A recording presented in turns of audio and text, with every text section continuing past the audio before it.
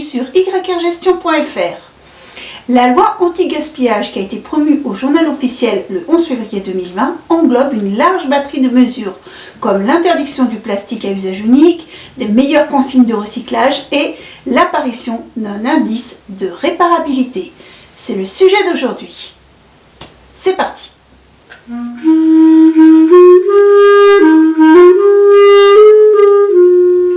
L'indice de réparabilité est obligatoire en France sur les smartphones, les ordinateurs portables et téléviseurs, lave-linge et tondeuses à gazon à partir du 1er janvier 2021.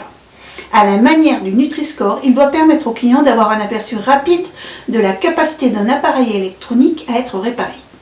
Basé sur une logique similaire à celle de l'étiquette énergie qui orne nos frigos et les machines à laver depuis de nombreuses années, cet indice de réparabilité cherche à lutter contre l'obsolescence programmée et veut offrir au grand public un moyen facile d'allonger la vie du matériel électrique et électronique. Mais comment cet indice est-il calculé ? Quelles sont les nouvelles possibilités offertes par la loi ? Que faut-il attendre de cette nouvelle mesure ? Le but avoué du gouvernement est de se servir de cette mesure pour atteindre 60% de taux de réparation des produits électriques et électroniques d'ici 5 ans, alors que l'on plafonne actuellement autour de 40%. Le principe, c'est d'obliger les industriels à mieux éco-concevoir leurs produits pour qu'ils durent plus longtemps et qu'ils soient plus facilement réparables. Où se trouvera cet indice ? L'affichage de cet indice de réparabilité devra être apposé directement sur le produit ou son emballage et sur le lieu de vente. La couleur de l'indice variera du rouge vif au vert foncé en passant par l'orange et le jaune en fonction de la note. Le projet va jusqu'à préciser la taille de la police des chiffres de la note qui devra être au moins aussi grande que celle du prix en rayon. Comment est établie cette note ? Cet indice prendra la forme d'une note sur 10 toute simple. Alors, concrètement, l'indice de réparabilité repose sur 5 critères.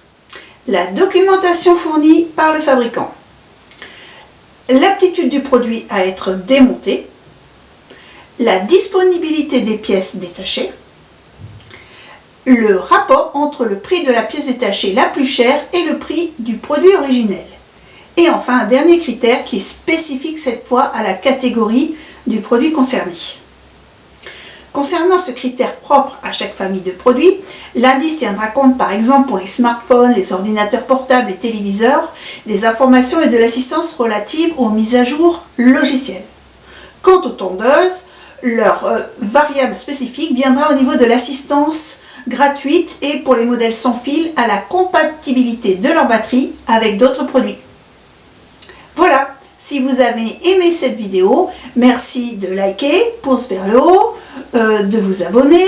Les commentaires sont toujours les bienvenus et bonne fortune et dites bonjour au chat.